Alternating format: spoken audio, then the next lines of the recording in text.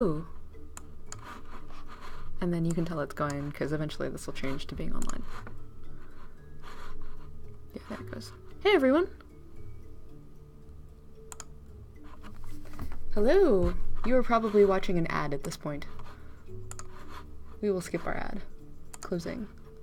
Okay, so today, I'm Stephanie, for those of you who haven't seen me in like a month, and this is Luke. Hi. So Luke is our new second designer on Stonehearth, and we're super excited to have him. You've been here for like, what, 3 weeks? Yeah, just about. Like that? What were you doing before you came to Stonehearth? Yeah, so I've been a game designer at Riot for 3 years now. I was a programmer right before that. And yeah, I worked on the champion team on League of Legends, was the game designer on Bard and Brilliant Soul.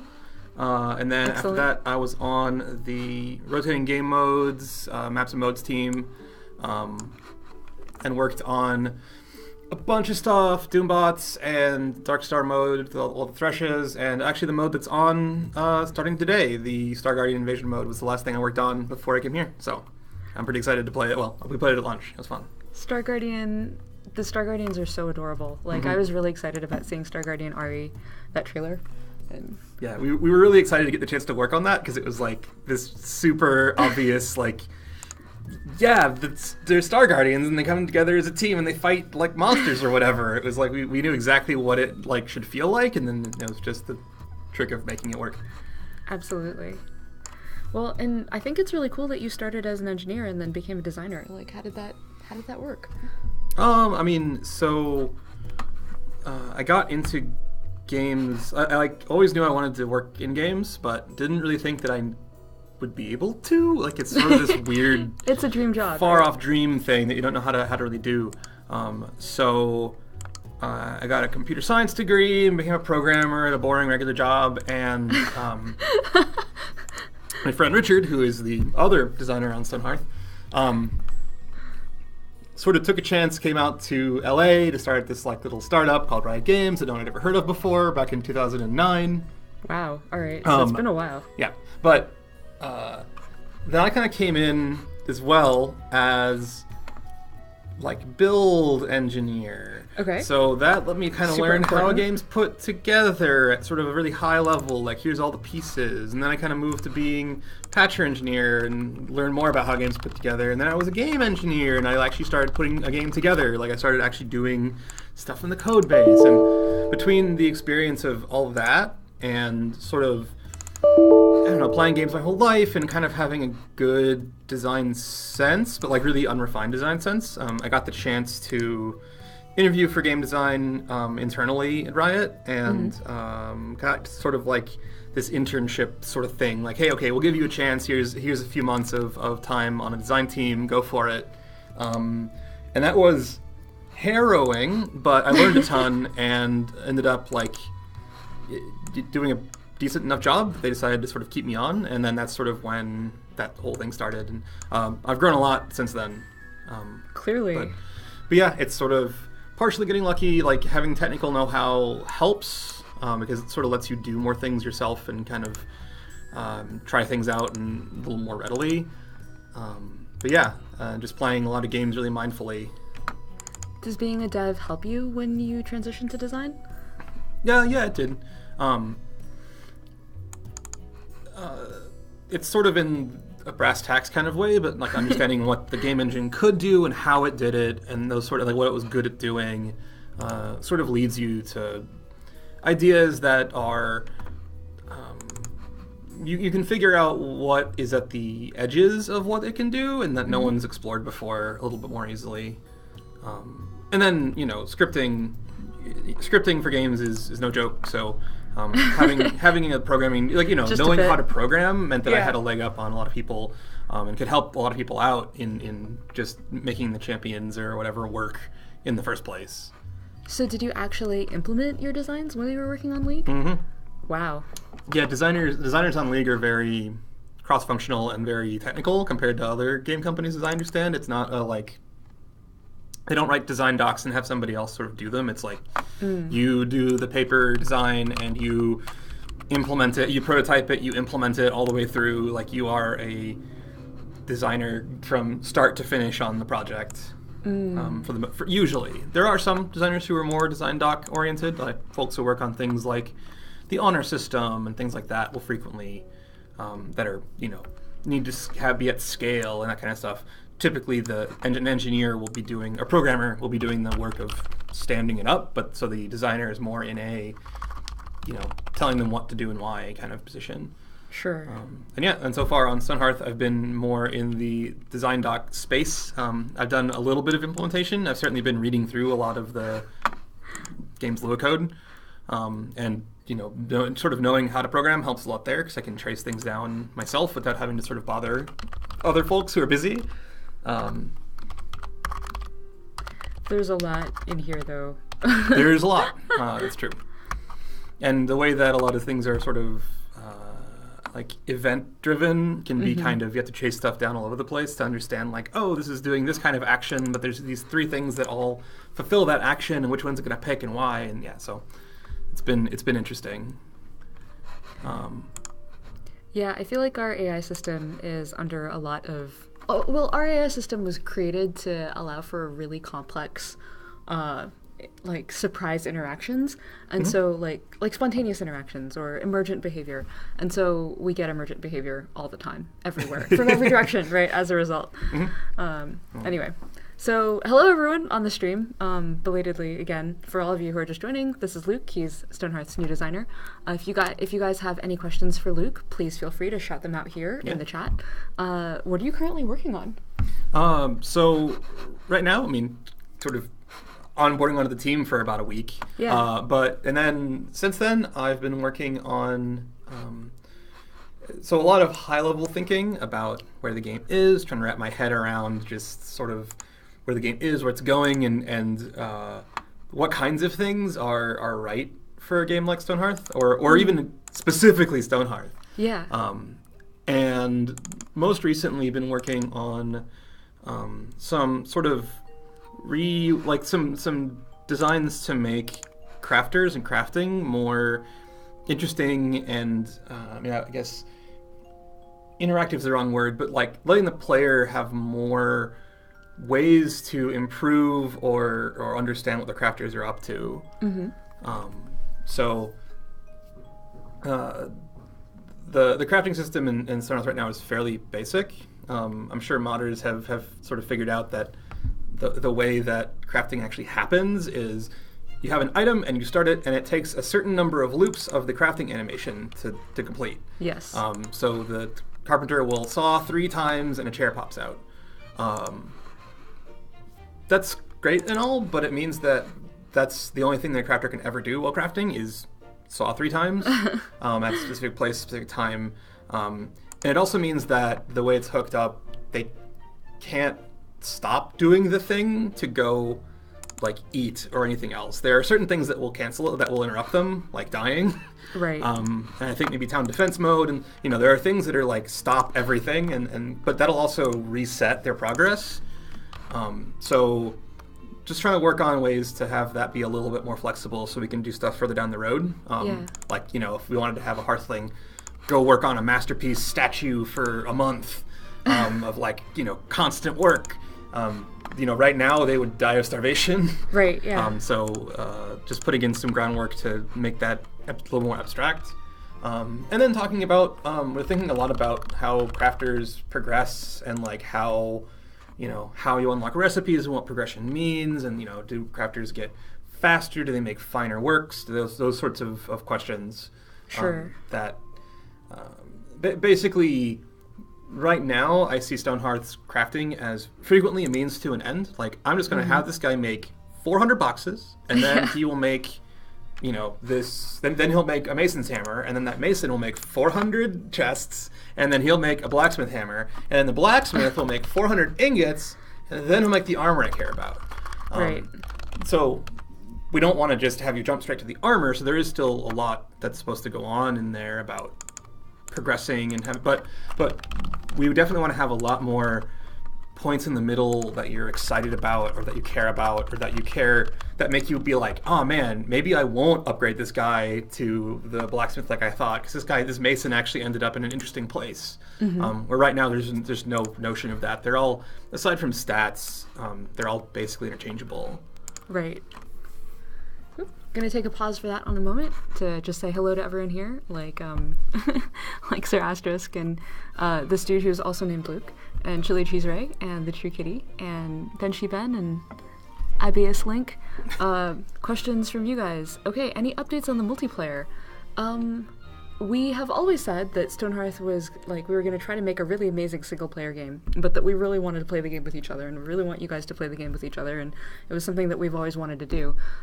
Actually, yes, sort of rather excitingly, as part of Richard's work looking at, like, where Stonehearth is and where it's going at a very high level, it would have been irresponsible to not also look at multiplayer in the course of that. And so we have resuscitated a lot of the multiplayer code that Angelo really did an amazing job resuscitating a lot of Tony's multiplayer code, and I can confirm that multiplayer is functional in the game. We are just still trying to work out, like, how it is that it works and how it is that we can play it with each other, and what kind of game design would make it a truly special experience.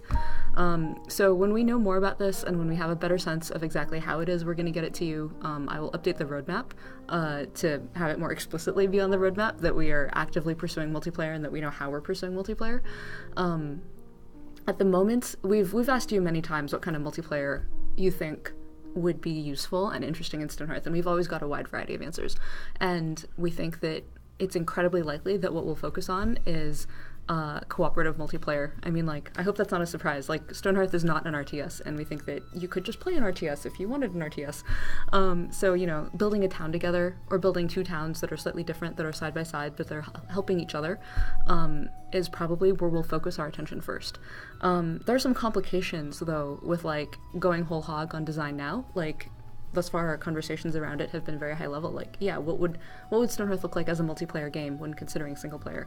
And the reason that it's hard to go full on multiplayer and just add it is it's because it means that, like, every design that we add thereafter has to consider the multiplayer experience in addition to the single player experience, and so that's kind of interesting and complicated, and it's like it dimensionalizes the content instead of increasing it. Although I will say that, like, we are, when we're doing design towards the future right now, we are thinking about, like, kind of what we think multiplayer looks like and making sure that, like, would this completely fall apart in a multiplayer setting? Like, we don't want to do anything. We're actually trying to build, the reason that we're not, like, focusing on multiplayer right now is that we would really want a game that is somehow fundamentally more exciting to play multiplayer. Like, you'd be like, oh man, we get to do this thing I can't do if I just get my friend to, like, play with me or whatever it is. Like, you know, like, and right now there's not a whole lot that, you know, in a single player game of Stonehearth you can kind of do everything.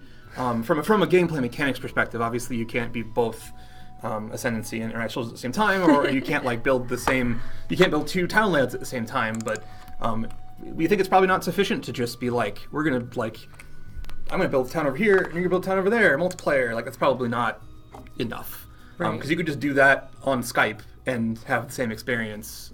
So we want to actually have a game there that you're excited about playing it with a friend because the game is different. Can you give an example of a game that is like that? Just to contextualize that idea? Sure. I mean, I guess, so you said it's not an RTS, but an RTS example. Playing, like, 2v2s in an RTS game where you have some kind of shared unit control or some kind of shared resources is really interesting, because it's like, okay, I'm going to go air, you go land, I'm going to, like, take this gas resource over here and I'll, like, trade it to you so you can afford to do that, and, like, I'm going to focus on one thing, you focus on a different thing. That's exciting and different because you normally have to think about all the things, and playing in that 2v2 lets you experience the game differently, where it's like, man, I can really micro these aircraft. It's a different experience. I don't have to worry about the workers at the, you know, back at base or whatever.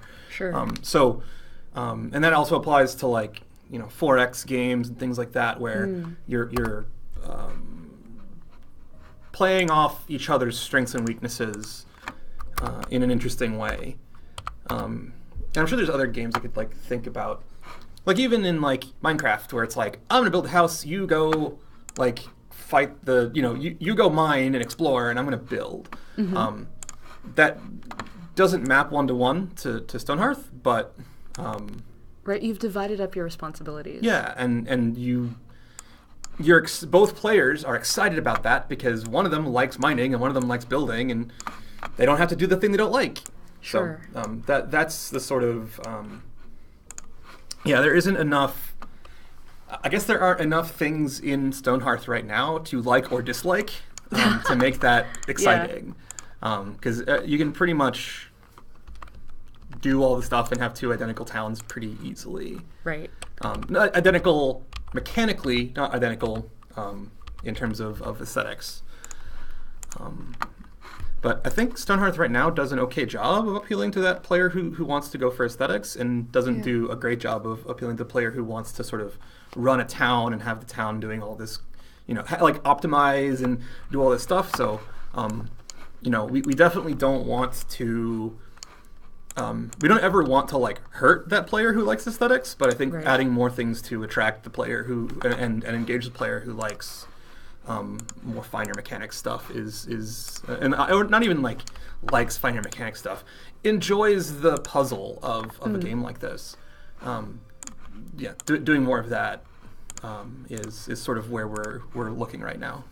Yeah, we've always known that. I mean, like, aesthetics are fairly easy to add because you know that you want more pretty things, and platform stuff is pretty easy to add because hey, we're a team of engineers, so it's like what could we make that would make the game like be more flexible was fairly easy, but how to tie those systems together was super difficult. And we actually had no idea where to start, and that's why I honestly so Luke made a presentation yesterday about like first steps of improving the crafting, which we've been talking about for a while. And I was just really, really impressed with the presentation because a lot of that design, the design that already exists, is sort of like the best thinking that I could have had 4 years ago. And as we sort of like tried to figure out how a crafter should work, and it was the first stuff that I worked on.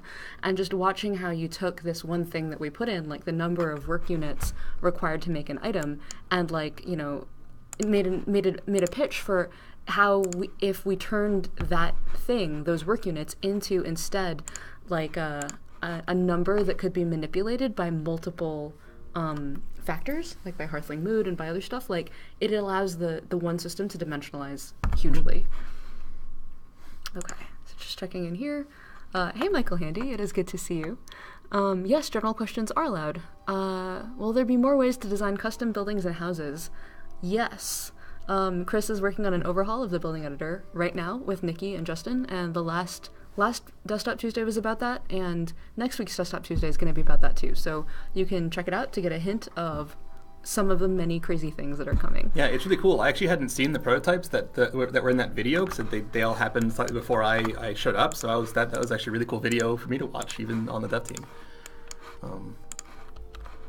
I'm glad. It's really funny because when Chris gives demos of the prototypes, it's really hard for me to follow what is going on, but playing with them, I was like, oh, I see, like, okay. Yeah. Michael Handy says, when fall hits, your work slows down and you'll be fully back to Stonehearth. That is awesome. Michael Handy has made lots and lots and lots of beautiful buildings in Stonehearth, and in real life, he actually makes buildings too. So it's like, oh, you're doing it one way or another. Yeah, I appreciate that. I probably use some of your buildings because I don't tend to be the, like, super, I guess, artistic type. So, like, I kind of derp around with the building thing, and it's like all these colors don't match, and it's like the roof's the wrong thing. So I love it when I can go, like, I love the like websites that people have up that have the 3D views of it, and I can just drop them in my game. So I like that a lot. That also means that I'm going to be like, for those people who want an easier building experience, I'm definitely one of your advocates on the team, because like I would love to be able to yes. I've been to that site and downloaded like half of it. So it is pretty awesome. Yeah, I definitely think making a building system, like a building interface that it makes it easier to make beautiful buildings is great, even though it might put him out of business, even though he doesn't get paid for it. So. Oh, I see. The default Toyo.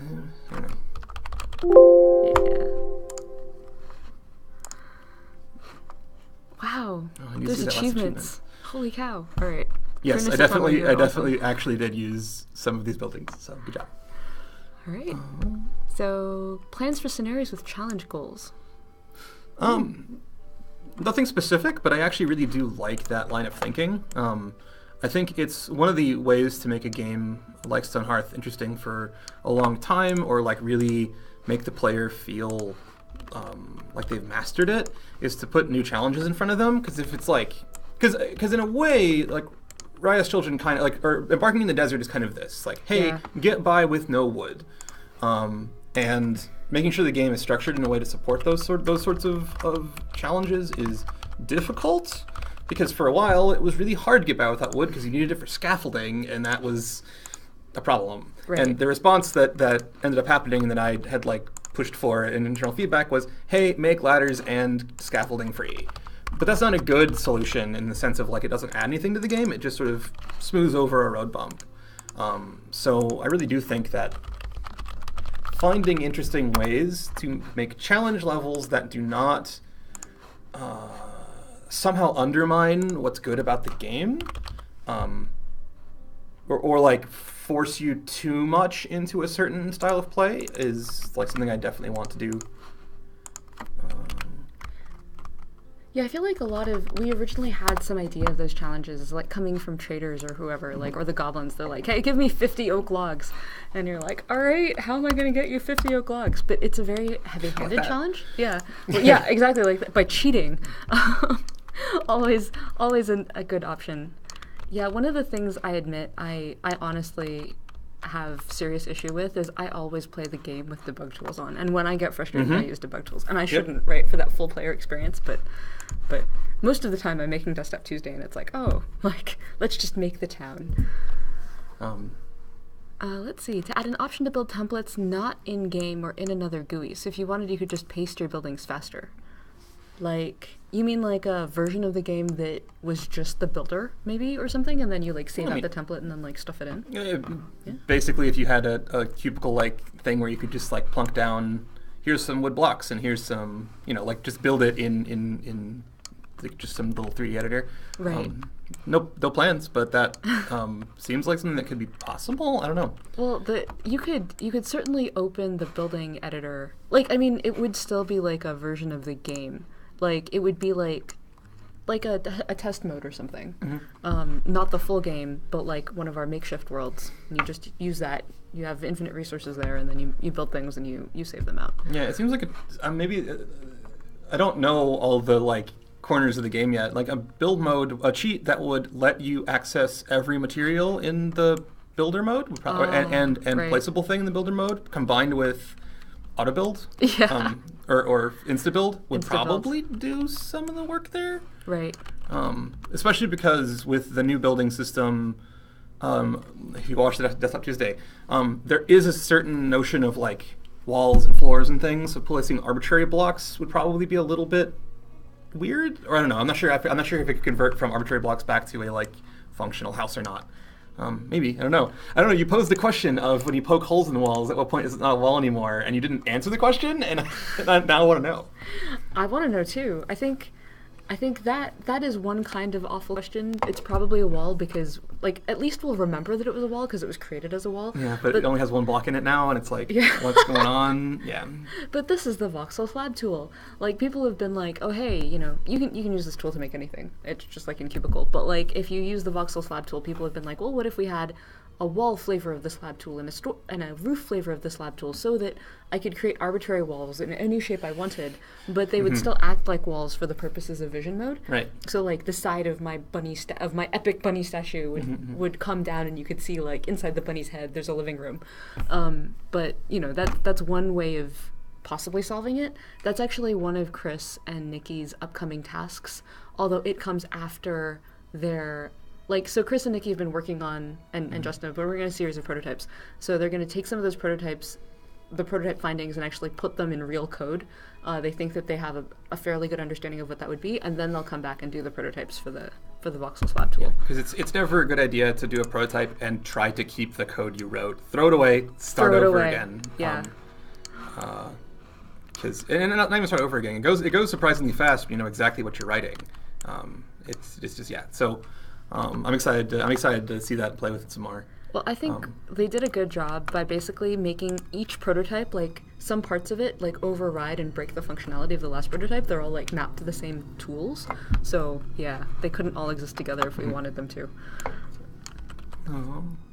Okay, other question. By the way, so just so you guys know what we're doing, I'm trying to take one of Allie's adorable templates, this one here with, like, half stone walls and half wood walls and this, like, really cute staircase, and turn it into the mason's house as a crafter template. So that's what's going on here in the background. And in order to do that, I need to validate that the hearthlings will actually build the house, because it is totally possible to make a template that is, as you guys know, unbuildable in our current building UI. So if they can build it, then that is what I'm testing now. Other questions? Let's see. Can confirm Minecraft with friends is amazing. Multiplayer Stonehearth was ever that great. Indeed. One of the things that Richard actually pointed out about why Minecraft with friends is so amazing is because he was, like, trying to think through, like, what makes multiplayer really good in building games. And in Minecraft and Terraria, you control one character, and so as a result, you want to build something epic. Your building goes twice as fast if you have a friend who can stand over there and help you build, or who can bring you all of the supplies you need while you're building.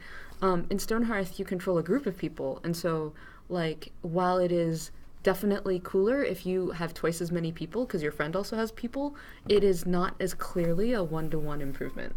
Mm-hmm. So that's one of the design challenges that we're definitely looking at. Yeah, and it's really easy to understand, like, where the other player is looking in Minecraft, because it's literally where the other player is looking. Yeah. Whereas in Stonehearth, their camera could be anywhere unless you have stuff in the world that's, like, showing where the camera's looking, and so it's much harder to understand the other player's intent for whatever they're doing, because they don't have as direct control. Like, the player agency is very sort of gently suggesting where these group of people should all go. So when their villagers wander over to your cook and take all your food and eat it, is that because they said they should go over to your cook and eat all their food, or are they just doing that on their own and he's, like, trying to stop them? Things like that. That particular one might not be that big a deal, but when that happens 100 different times, it's really confusing. And yeah, actually, like, Richard, in doing research, sort of found that there aren't really games in Stonehearth's genre that do multiplayer. Like, it's sort of the first. And there's lots of games that are adjacent, right? There's lots of like Civilization does it. Well, but Civilization does it it's turn-based, and it's either simultaneous turn-based or actual turn-based. But well, we don't want to make a turn-based game. Okay, well, right. StarCraft does it. It's like, well, your base building in StarCraft isn't really that important. It's much more strategically important and tactically important than it is, like, systems-wise. It's not the same scale or interests that are in a game like Stonehearth. So we don't necessarily have an easy model to be like, oh yeah, we'll just make Minecraft, because the Minecraft model also doesn't really work in Stonehearth. There's a lot of, I guess I would say, like, terminal issues trying to just port that directly. So we have to do a lot of thinking from, like, really, like, base assumptions about, okay, what do we value, what's important, what do we want to be key to the multiplayer experience, what do we want to be different in the multiplayer experience, what do we want to make sure doesn't happen in the multiplayer experience. Mm-hmm. So things like, the game should not have systems and structures that make you mad at the person you're playing with. It should not cause conflict. That's a high bar. Right, and that's because this is Stonehearth's a game about building a town with friendly people, full of friendly people, and it's it's a relaxing. It's a relaxing, happy game, mm-hmm. And that doesn't mean that you can't be challenged, but you shouldn't be inclined to steal resources from your friend, things like that, right? We don't want this to be like, you shouldn't ever get salty at someone playing Stonehearth multiplayer, I think.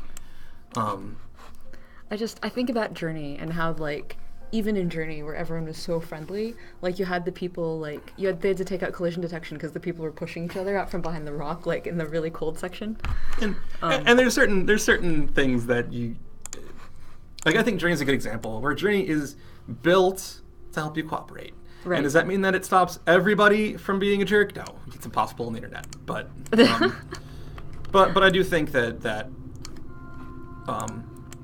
if in Journey the first person to reach the end of the game got a better scarf than the second person to reach the end of the game, but otherwise it's exactly as it is, right? All of a sudden that's like, Oh, and even if it doesn't really matter, even if it's just like, well, you get a red scarf and he gets a blue scarf, that would be a thing that I would not want to have in there because it would incentivize just that little bit people to push you out from behind the rock. So, right.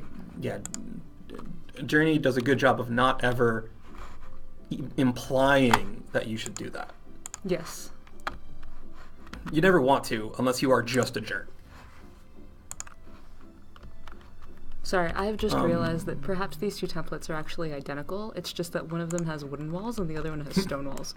So maybe I don't want to use this one just yet. Oh, but anyway. Actually, to Tamor's thing, I almost mentioned it, but yeah, Yeah. the Castle Story multiplayer, like, we've played it. I constantly felt like I was stepping on someone else's toes because I couldn't tell what they were trying to do. Richard. Yes, Like, Richard. yeah. Because in that game, other you players' control the same. You're both just two mouse cursors in the same like town, basically, and I had problems because it was just like, oh, can I get this guy to mine? Do you need him? Is he building a thing? Oh, he's building a thing. Oh, I shouldn't do that. And on the other side, it's like, I need to build a thing. I'm taking these guys to build a thing, and it's like that personality clash can be a really big problem. So not something that's like we would never do an idea that could have that personality clash, but I think the best ideas are ones where both players can feel like they are doing their thing and they know what they're doing, and sort of that like and they don't have to constantly check with each other, but they are working together or somehow having a positive impact on each other. Sure. Yes. So Radiant Mally, yes, absolutely. I just noticed that this building has two differences from the herbalist's house. It has, these walls are made out of stone, and the porch is slightly longer and accommodates one lantern. And that does mean that they're different, and that does mean that they're cool, but maybe we shouldn't use them both as different crafter templates, because in the menu they would look very similar to each other. I suppose we could also use a different angle on them in the menu, but I mean, like, you'd put them down and you'd be like, well, really? Like, I guess this one might be bigger front to back, too. No, just a little. We should put measurement tools in the new building thing. That'd be great. So novel! Yeah, let's see. But yeah, other thoughts and questions? I don't know if we're skipping people or whatever, but... Yeah. Let's see. I don't know how far Yeah, back you go at the same a bit. time, because people ask you questions now about things I just said, and then, I don't know. Alright, You're the let's go stream back expert. slowly. Alright, I'm looking for the things that specifically say black, so... So no waging war on each other. I don't think is a first pass. I think, for one thing, the way combat and military works in the game isn't like deep or interesting enough to really support that right now anyway. And then we get back to RTS land. Yeah, and that said, sure, we could, totally revamp how combat controls work. Because right now it would just be who had the bigger bunch of knights and clerics that would win the thing. And yeah, so there's done a lot of mechanics for like sieging people or things like that would make that town-to-town conflict make sense. Mm-hmm. It's also, I think, kind of misaligned with sort of why...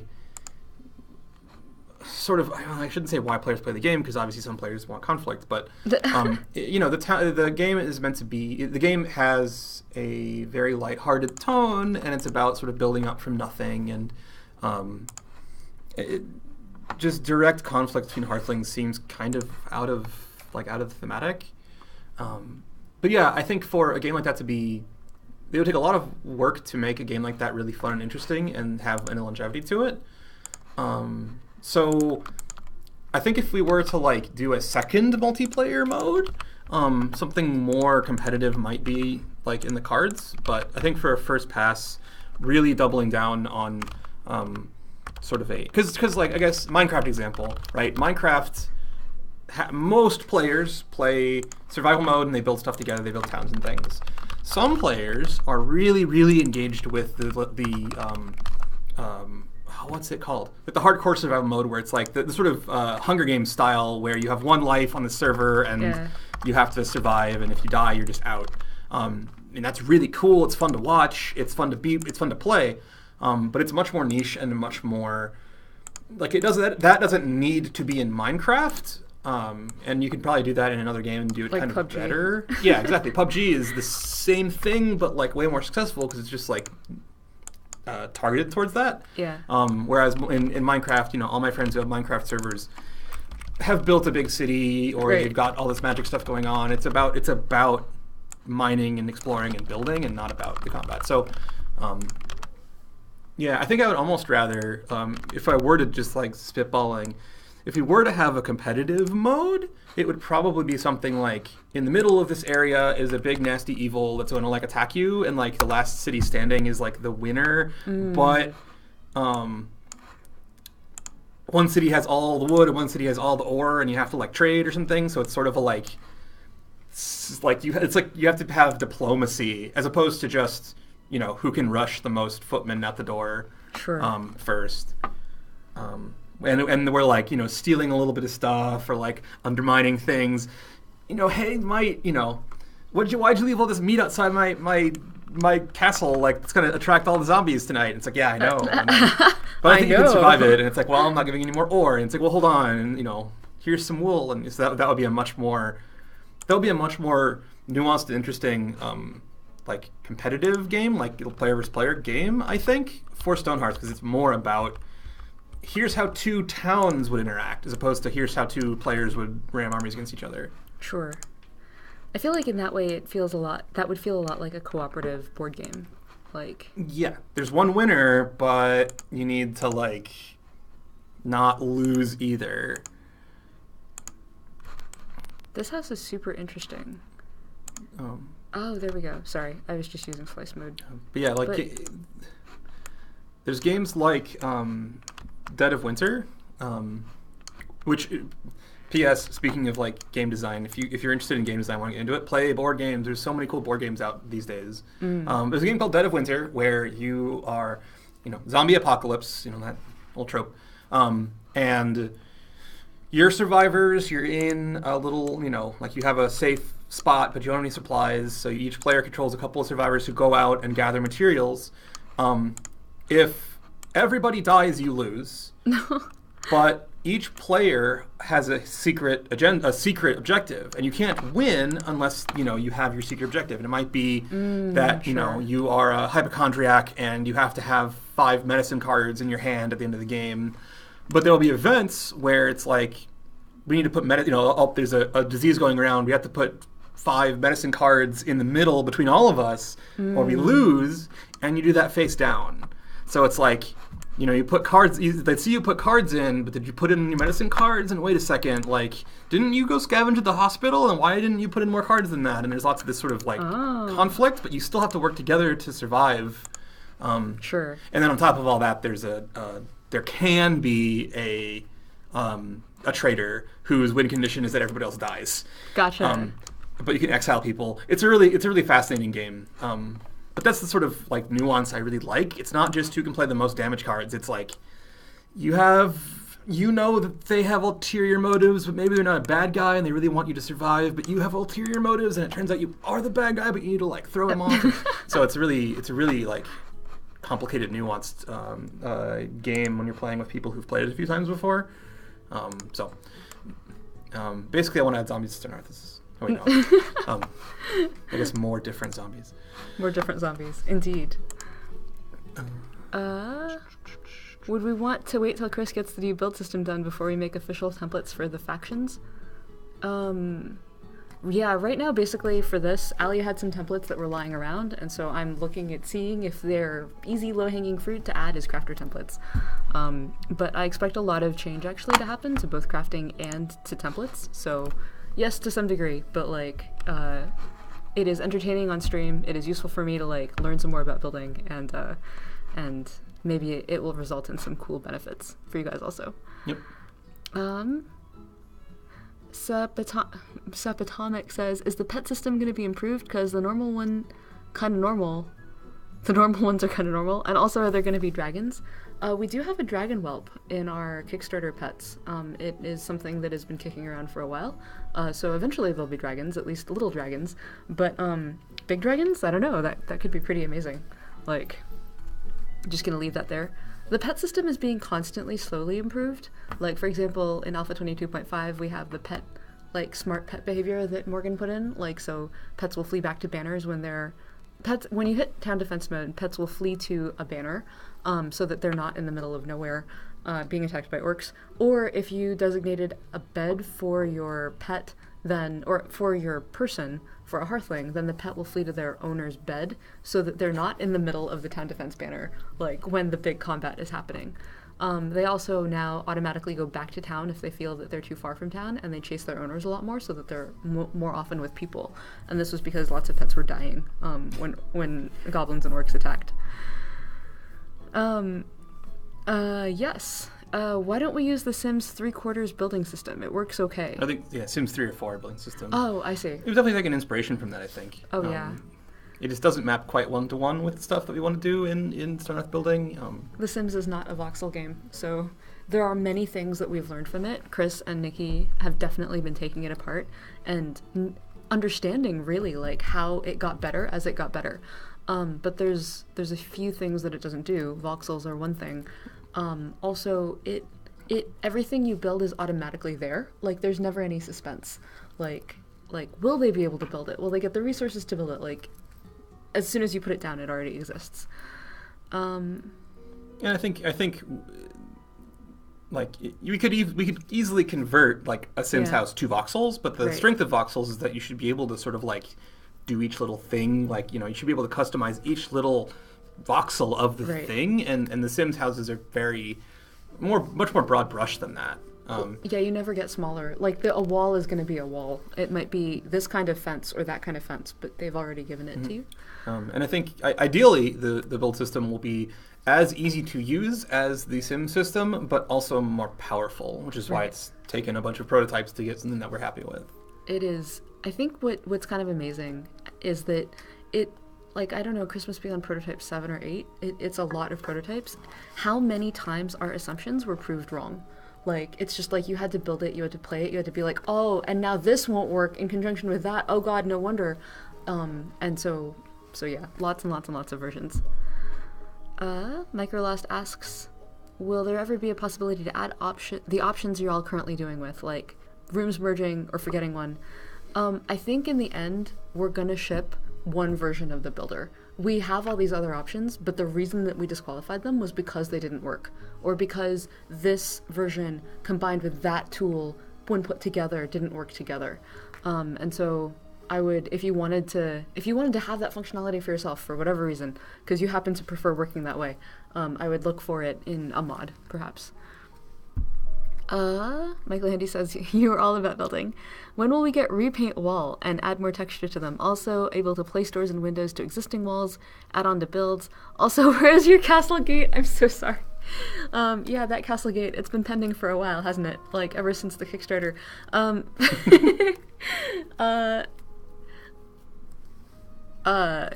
Will we get repaint this wall? My guess is probably yes. Will we get more texture to walls? I'm not certain, because that depends on whether or not we ever have texture in the game. Like, right now, this voxel is exactly the color you see. So that's a big challenge for Ali. If we go to sub-voxels, like if we have voxels that are smaller than these, then suddenly we have performance problems, because now there's more objects in the game.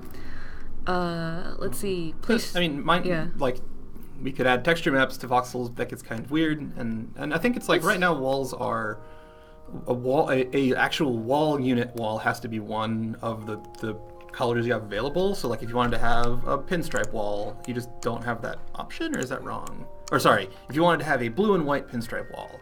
Yeah, you'd have to build it out of slab tool, basically, and then it wouldn't be a wall anymore. So I don't know. I'm not sure quite what that is, but I do know that we're kind of in the new build tool, we're not trying to take this interface and then make it like better. We're totally reanalyzing what the player interaction is with things, and yeah, Nikki's done a lot of good work about thinking from a player's perspective of like, what do they want to do and how do we let them do it, instead of and things like changing your mind about something later, or like wanting to change colors of things, or like be shown what options you have more easily. Those things have all come up. Oh, more choice to wooden walls, brick walls. Oh, okay. I don't know. More choice to wooden walls. Like, we could certainly add more colors. And maybe more patterns, but... Are patterns a moddable thing? Yeah. Okay. Let's see, lighting engine update. We have not actually done much to the lighting engine since we showed you Angelo and Ali's amazing work on darkness. That has mostly been paused, because the purpose of that work was to figure out if Stonehearth, with its existing renderer, could hit Ali's lighting target. And so the answer to that question, thanks to Angelo, is yes. So that means that we don't have to then go do something crazy like evaluate a different renderer. For example, like, do we want to take Unreal's renderer and somehow stick it and attach it in a Frankenstein monster style to Stonehearth in order to hit that lighting target? The answer is no, we don't have to, which is like the most awesome news ever. Seahorse says, the one game that has everything you wanted and did it near perfectly. Wow, thank you. I really appreciate that. It was definitely the game that we wanted, and it doesn't do nearly everything we want it to do next yet. So thank you for your feedback, and I'm glad to know that it is working for you. Okay, scrolling back a little bit. Let's see. Right. How advanced do you think tech crafting will get, and what role will magic have? Like, compete with or supplement mechanical stuff? That's a good question. Right now I'm sort of focused on, rather than looking at adding more stuff, we are looking at making the stuff that's already there have more interconnections. So having things that one crafter make impact another crafter in more interesting ways, things like that. So we haven't seen the need to add things, like magic or things like that. That said, I actually kind of don't. I wouldn't want to make the decision personally about whether it was mechanical or magical. As a designer, I want to come up with a compelling reason to add a concept, and it's like, for example, because farming has gotten more complex, we want to add more options for players to optimize farming or customize it. And it's like, okay, like, you can build a farm worker of some kind, and it's like, do you summon an imp? Do you build a golem? Do you build a robot, like a clockwork robot? Are both of those things options? And it's like, one, like Raya's Children is one, and this is the other. Like, those things are certainly interesting questions, and I think any of those could be good. But from a design perspective, it's just like, yeah, I think it would be neat if you could spend resources, if you could develop your blacksmith and spend these certain resources in order to take pressure off of your farmers. So that's where I think. But yeah, and someone asked about the core loop of the game, and that's like kind of it's somewhere in here. Like, it's a difficult thing to sort of talk about, and also we don't entirely like we haven't wrapped our heads around it completely either. But that's the sort of idea that's sort of like what the core loop is supposed to be, is that you are given opportunities in the form of where you settle and what events happen or things happen or what things you find, and then you adapt to those things. You have some plan that you are executing on, and you adapt to the things that happen. And it's like, I settled on a mountain with a lot of metal in it and very little like arable land, and as part of that, and then a drought came through and like wiped out what crops that I had. So I spent a lot of time. I had a miserable winter, and then after that, I decided to try to sell a lot of stuff to buy the ability to make these worker robots that I could have like a bunch of robots to help me farm. That's sort of the idea, and like that's sort of the story of your town. That's like where, and now days into your playing this game, it's like this like giant field of worker robots, and your friend comes over and it's like, what that? Why do you have those worker robots? It's like, well, hold on, it's complicated, right? That's what I want the game to turn into. Like, asterisk, none of those individual things are guaranteed, or I made up half of them just now, but it's easy to make stuff up. That's the kind of ideas that I'm interested in.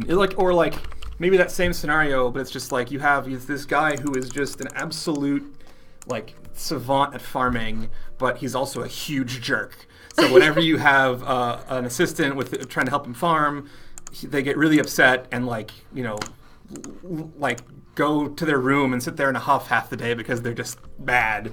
So again, you decide to solve this problem because he makes every other era corn he picks is like super magic corn. It's the best ever, and that's like your entire economy is based on selling the super magic corn to traders as they come by. So you can't get rid of the guy. So you invest significant money in building like worker robots or golems or whatever to like help him farm so he can get more awesome corn.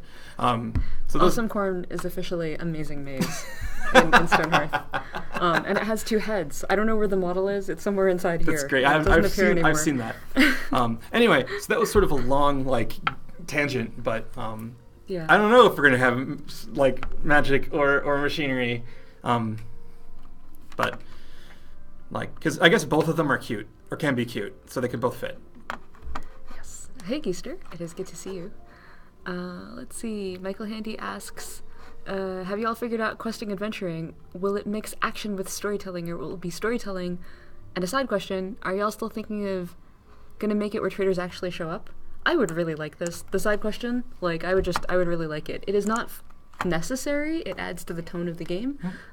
So since it's not necessary, we're not looking at it at the moment, but it would be pretty cool. Yeah, and with traders, it's like, again, I would really love it if there was some amount of like player agency around it, where like the same traders show up repeatedly and they like certain goods. So you like, or like you're trading with a nearby kingdom, and the kingdom doesn't have any sheep, so you like have lots of wool that you make. Those sorts of things to sort of drive a reaction from the player and like make you form a plan, like a devious plan to like make a bunch of money off this trader.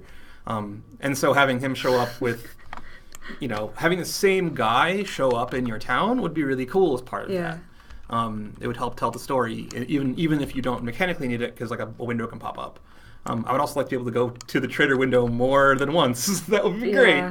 Because I frequently close it kind of by accident, and I'm like, oh, dang. You have to come back. Please come back. And then, what was the other There's the question? trading stall. Oh, the adventure system. Yeah, that's sort of up in... I'm not sure where that fits yet. I've been focusing a lot on the core town gameplay. But I do think that just like we want there to be a lot of depth and interesting decisions around town building, I think the military sort of side of things, you're going to want to craft swords, and you're going to want to craft shields, and like everybody always wants to find a legendary sword somewhere in a game. So what do you do? How do you get that legendary sword, and what do you do with it are open questions that we know we need to answer and are excited about answering. Yeah, I definitely think that if we can figure out what the core town gameplay is, then all the adventuring stuff happens as like a way of getting stuff into your cool town and making your town, reasons to make your town cooler, and motive and ways of displaying how your town is cool. And I guess also like the adventuring question is sort of tricky, because you could easily tack on an adventuring system where it's like pick 5 hearthlings, send them on an adventure. It's a text thing, it pops up, and then some things happen based on stats, right? Sure. But that doesn't add a ton to the game. Right. I mean, if that accomplishes goals and we decide we want to do that, it's easy. We could do that and then put it in there, and it's not that big a deal. But ideally, we would want an adventuring system that had something to do more directly with the Hearthlings or what they were doing, or took place in the same town view, or like was somewhere else but in the same view, or things like that are and then like the results of that adventuring would impact your town in some meaningful way, and not just some trophy you put next to your hearth and people look at. So in wanting to make, we're very interested in making systems in the game that are highly interconnected with each other, so that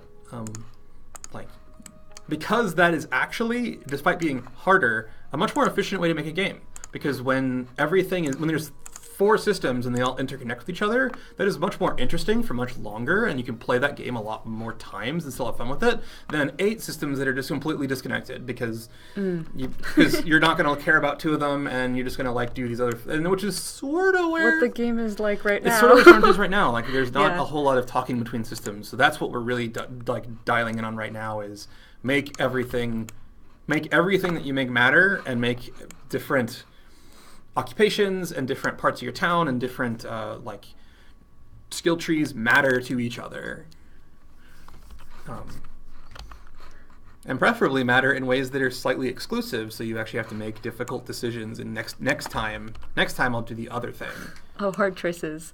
It's like, I feel like in other games, hard choices are like, you know, do you save this people or those people? Do you side with this king or that king? And here it's like, oh, do I want to like specialize in wood or do I want to specialize in spaghetti? Yeah, and it's sort of tough to figure out, especially because like you're responsible for a whole town. That's like, you know, what are those choices, and like what are the good versions of those choices, and kind of haven't figured that out yet. And I think nothing like firm yet, but yeah, I'm excited to think about that a lot. And it's like, I think an analogy is like in 4X games, it's like this time I'm gonna go for the science victory, right? And that feels very different from going for a military victory. But at the same time, when I play 4X games, I almost always go for the same kind of victory. Right. So I want to make sure that the variety in Stonehearth is not, here's 5 ways to play the game, you have to play all 5 to get a lot of value out of it. I want to make sure that there's a lot of like, you can have a lot of variety, no matter if you're playing a peaceful town or you're playing a very warlike town, or you're really into adventures or you're not. Like, I want to make sure that the game can, or try to make sure that the game can actually be a good fit for a lot of different kinds of players, because Stonehearth is a game that's, there are things about Stonehearth that make it really unique in sort of games right now, and I think having as many reasons for different kinds of players to come to it and think it's great is important. Timur says, are there going to be flying units in Stonehearth, like mobs or creatures? I know that Albert has promised that if Ali ever made him a bird, he would make it fly. And I know that Mally has been like, oh my god, I totally want to make birds fly.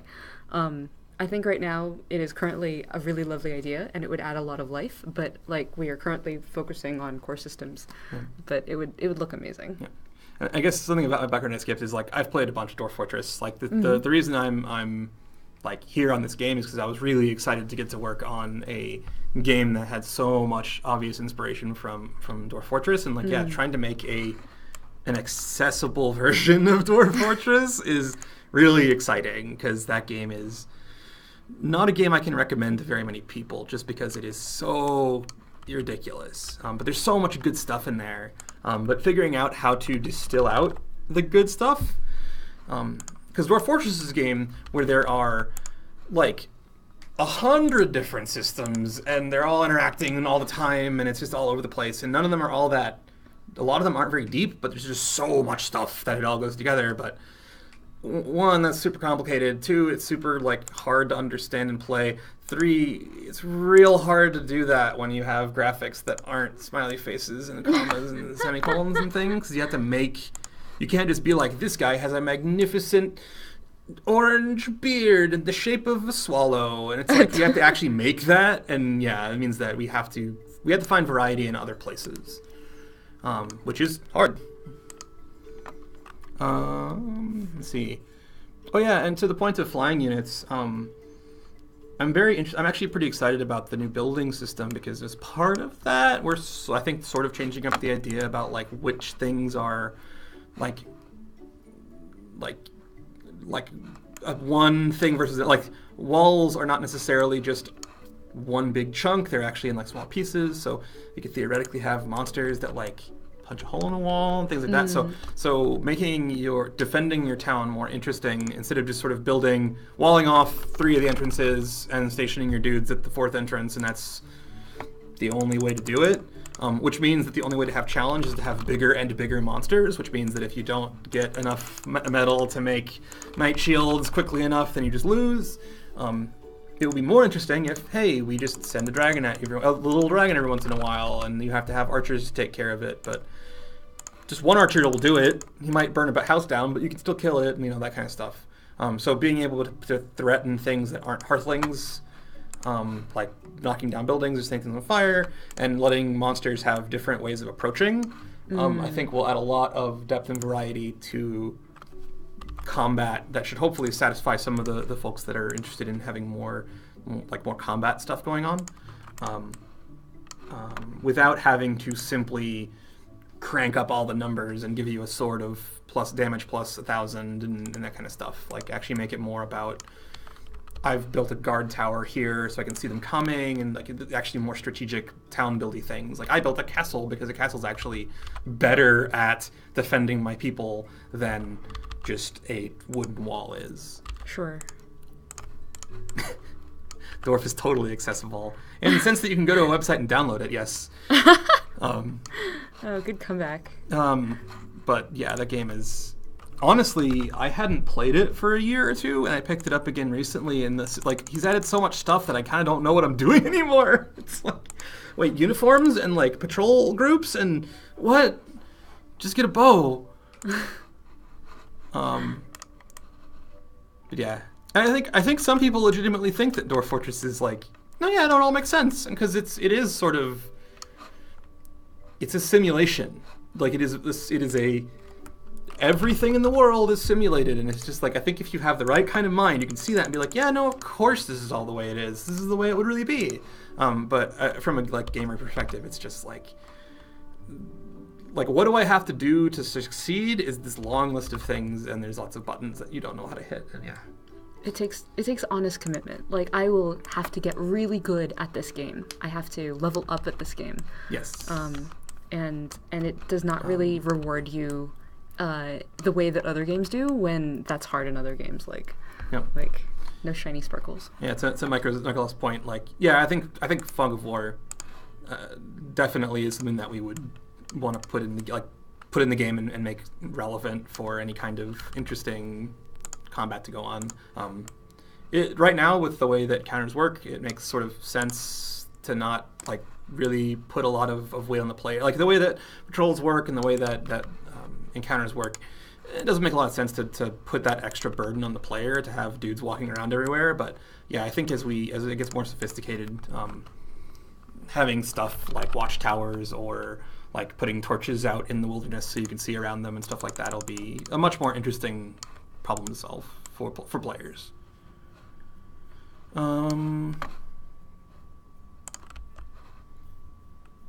Oh yeah, and Beowulf, it's possible that we have a thing where like everything is black and you explore it and you see you get the lay of the land, but then you can't see what's there. Yeah, like that's sort of the way that RTS games used to do it. Oh wow, sorry Graphite, I'm talking a lot. Yeah, Stephanie is building things. I'm enhancing Allie's house. So I definitely want to save this as a template, but there is a problem, which is that the lower floor of the house, is not cooperating with RPG mode. So like, if I go into RPG mode, it'll take out the top part of the house, which is awesome because, like, it's a really cute house, and it's almost like we implemented a floor tool, except we didn't. But there's something weird going on with the walls. Can you see how this wall isn't there? I wonder maybe... I think it's inside out. Yeah, so, like, I wonder maybe if there's something else going on. Like, that wall disappeared, right? Like, I can see a hole where there would have been no hole. Yeah, it's doing the opposite of what it's supposed to be doing. And the funny thing is that if I go all walls down, like, it's fine. So I think there's probably an orientation thing here. So I will definitely save this template, and maybe we can find another way of building it so that the orientations are correct. Because if we just put this in there, people would be like, oh, I can't see my bottom floor unless I'm in, walls down mode. But the good news is that, like, well, if we did want to turn this adorable 2-story house into a weaver's house, like, I can confirm that the house builds, that there's room in the top floor for all of the crafting workstations, and the bottom floor has room enough for a bed. So, great, cool. So that is good progress for one stream, and thank you, Luke, too, for talking about all these cool designs. We should probably be wrapping up because we've been here for an hour, and we've definitely enjoyed your company. If Graphite, it's fine. Like, I'm actually working, like, on this house, so I'm grateful that Luke was able to talk. So if you guys have any last questions, we can take them here for another few minutes, and then we will head off.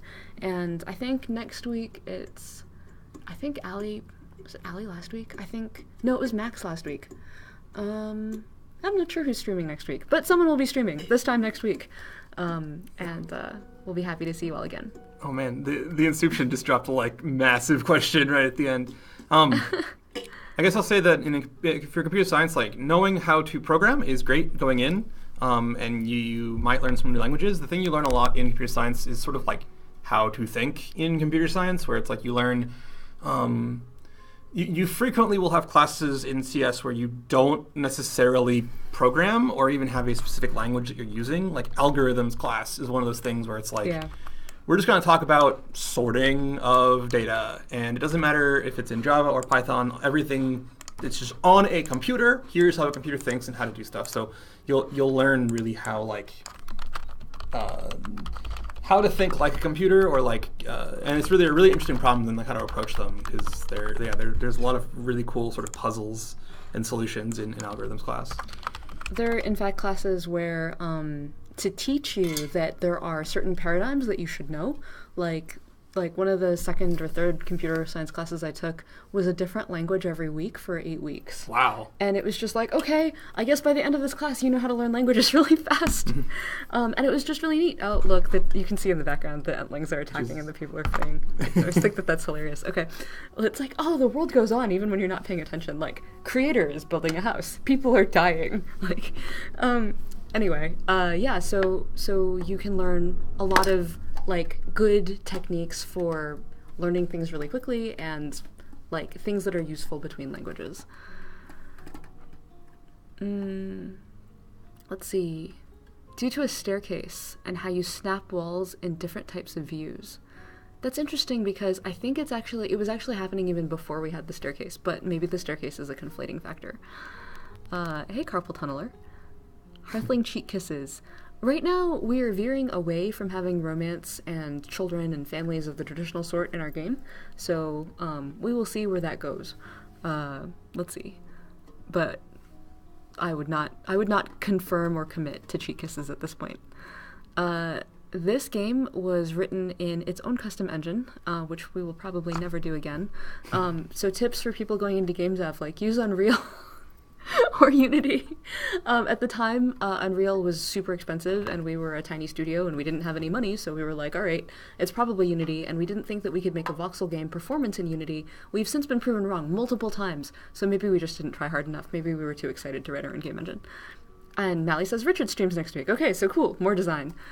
Let's see. Graphite says, on my first playthrough of the game, I couldn't help but feel how cool the game would have been if it had been developed using Frontier's Cobra engine. Planet Coaster. Interesting. I do not know too much about the Cobra engine, so I cannot comment on that. I was very new to game design when we started working on this, but I'm sure it would have been very interesting. Although I don't think of Planet Coaster as a voxel kind of thing, but yeah. Do we have a vague time setup for the new building system to come, even if it's like part 1 of the building system?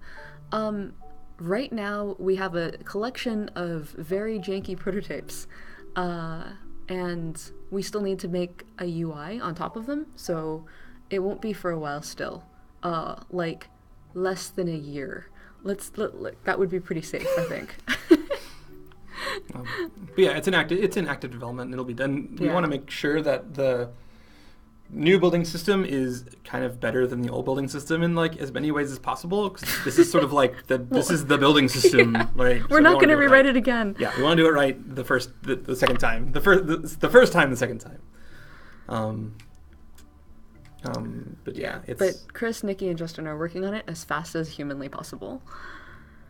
Keister suggests Lisp. Lisp is one of those languages that we had to learn in the 8 weeks. Yeah, that'd be a cool class, actually. I would have liked that. Yeah. It's online if you want to take it for fun, but it's a very stressful 8 weeks. Yeah. Are there underwater things like hearthlings and mermen and mermaids? I think there's a mod out there somewhere that does mermaids, but like underwater houses you can build right now by building your houses underwater. Yeah, I think first would need to be a concept of water existing a little bit more really for hearthlings. Keister says Lisp is good for AI. Hint, hint. We're not starting over again. We don't have the parentheses budget for that. Although functional programming, I mean, like, it's gotten surprisingly more popular. Like, when I first learned Lisp, I was like, who would ever use anything like this? But it turns out, like, MapReduce or whatever. All right, I think we are coming to a good space for tonight. If you guys have further questions, you can find us on Discourse. You're a Rabid Llama? Yep, I'm Rabid Llama on there. You're Rabid Llama. I'm Stephanie. And you can find us on discourse.stonehearth.net. It was a pleasure to hang out with you, as always. I always enjoy it very much. And Luke, thank you for hanging out with me. Yeah, it's fun. Yeah, I really enjoyed it. So, see you guys online. Bye for tonight.